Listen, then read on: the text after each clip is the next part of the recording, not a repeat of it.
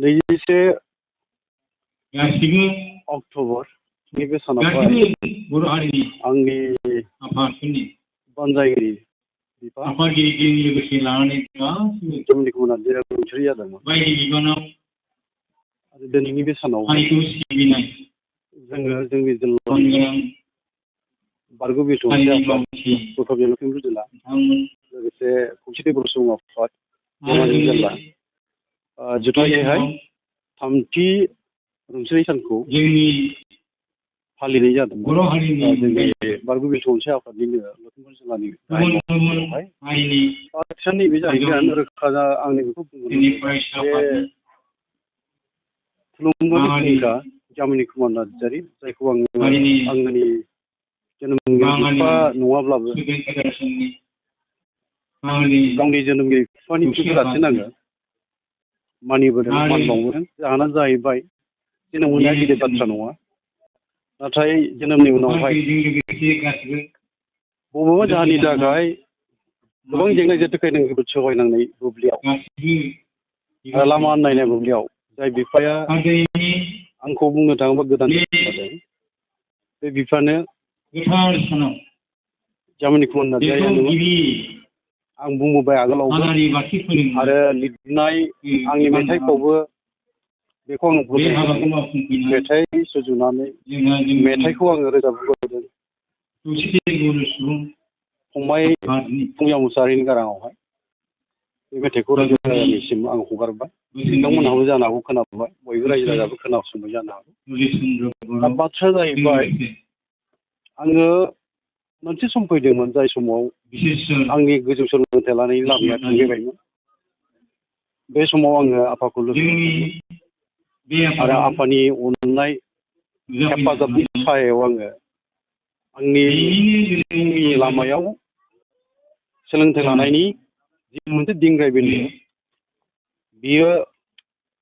जाफुंसार जादों होनोबा आफानि अननाय साया सायख्लुमाव जाफुंनानै फैदों जायो आरो दिनैनि बे स्टेजसिम फैनायाव आफानि बिहोमा नङामोनब्ला आं दिनैनि नैबे समसिम स्टेजसिम थांनाय इं 1983 मायथाइयाव जोंनि धेमाजि जिल्लानि सिङाव बै समाव लखिमपुर जिल्ला गिदिरथार मोनसे दैबाना जादोंमोन जोंनि गामिया समथंआवमोन बे समावहाय बे दैबानाजों जोंनि आबाद फोथारफ्रा सिलिंखार जालांदोंमोन आरो बावहाय आं बे समावनो बङाइगाव कलेजाव फरायहैनानै दंमोन आङो दैबाना लोमजानायनि जाहोनावहाय न'निफ्राय रांखावरि हरनो हाया जाबायमोन आङो राहा गोमाजानाय जाबाय बे समावनो थिग माने जाय समाव खैफोद फैदों बा निदान आंनि सोलोंथाइ लानायनि लामायाव आं जेंना जेंगिलु बालु जेंनाजों आङो जोबस्रांनायनि लामायाव थांबायमोन आंनि सोलोंनाय बा जिउ लामानि जि मोनसे बे समावनो आफानि अननायखौ मोननानै आङो आंनि आनजाद पिउ इउनिभार्सिटि बै समावहाय हायार सेकेन्डारि पिउ होनोमोन पिउ आनजादखौ आं बर'फोरनिफ्राय उथ्रिनो हानाय जादों बेनि उनाव आङो बिए फरायदों आफानि अननायखौ लानानै आरो बिए आनजादखौ आङो थांनाय इं 1988 मायथाइयाव आङो उथ्रिसार जानो हादों आरो बे समनि गेजेरावनो बुंनो थाङोब्ला आफानि अननायखौ लानानै आफानि गामिया क'क्राझार जिल्लानि बनरगाव दख'रानि सिङाव खाग्राबारि गामियानो बे गामियाव थानानै आङो बर' फरायसा आफादनि सोमावसारनायनि आलादा रायजोनि सोमावसारनायनि जि मोनसे मोनथिनो गोनां बाथ्राफोर बा आङो सोलोंजेननायनि जे खाबु मोनदों होनोबा आङो बै समाव आफानि न'आव थानाय बै मायथाइयाव इं 1986 मायथाइनिफ्राय 1986 मायथाइनिफ्राय आङो दुलाराय बर' फरायसा आफादनि आलादा रायजो नागिरनानै सोमावसारनाय बे सोमावसारनायाव बाहागो लाजेननायनि खाबुखौ आं मोनदों आरो आङो बै मन'हर दख'रा बर' फरायसा आफादनि दैदेनगिरि बिथांमोनजों आरो आदा नामसोरां नार्जारि मुंनि सासे आंहा बिदा दङमोन बुंनो थाङोबा फरायसा आफाद दख'रानि बे आफादगिरिमोन बिथांनि दैदेननायाव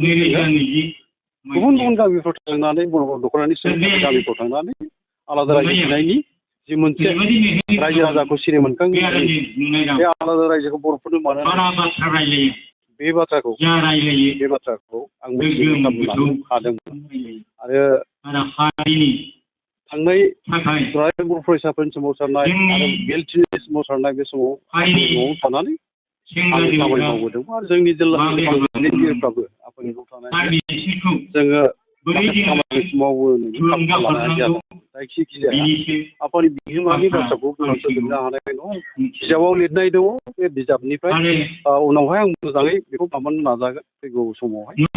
एसे गोरोन्थि दङ आं ओंखायनो दा हगारनोबो लुबैथ'वाखै उनावहाय बे बिजाबखौ रोखा खालामनानै होनाय जागोन बेवहाय गोबां बाथ्रा दङ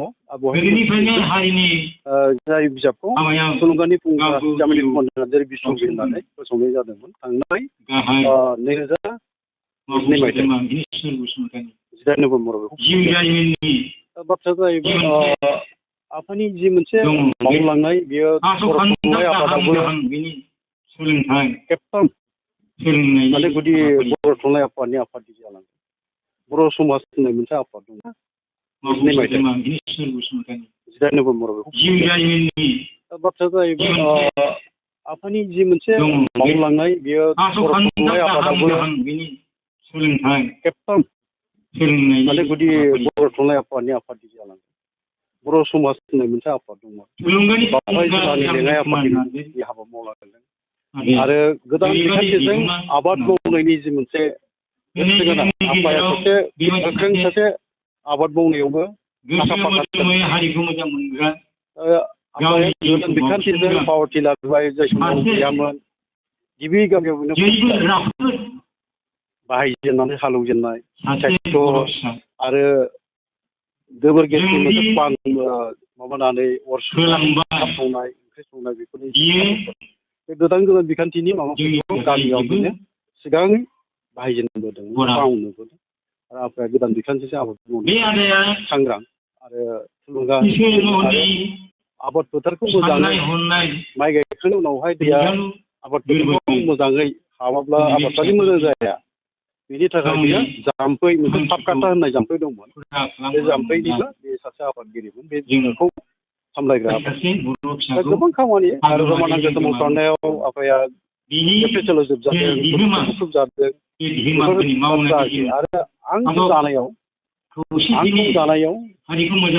बोरैहाय बियो आंनो थुलुंगा होबोखो बे बाथ्राखौथ' आङो फंसे बुंना फोजोबनो हानाय अब्लाबो आफानि अननाय आफानि थुलुंगा होनाय बेयो गोसोखांजाथाव जानानै थाबाय थागोन आरो बेखौ गोदोर खालामनो थाखाय नाजालांनायनि मोनसे नोजोरजोंहाय जोङो एसेबां आफानि जोङो होलांनाय बिहोमाफोर बेखौ जोङो लानो हायो जायखौ जों लानो गोनां बेखौ लानाया गोनांथि दं होननानै आं सानो आरो बेखौनो आङो बुंनो लुबैगोन जे जिउआवहाय खाफालबो नांगौ जामिनि कुमार नार्जारि आफा बायदि मोनसे सुबुंखौ बिफा हिसाबै इसोरनि दैदेननायनि बाथ्राखौनो बुंनांगोन लोगो मोनहोदोंखौनो बुंनांगोन गुदियावथ' इसोरखौ एंगारनानै जेबोथ' जाया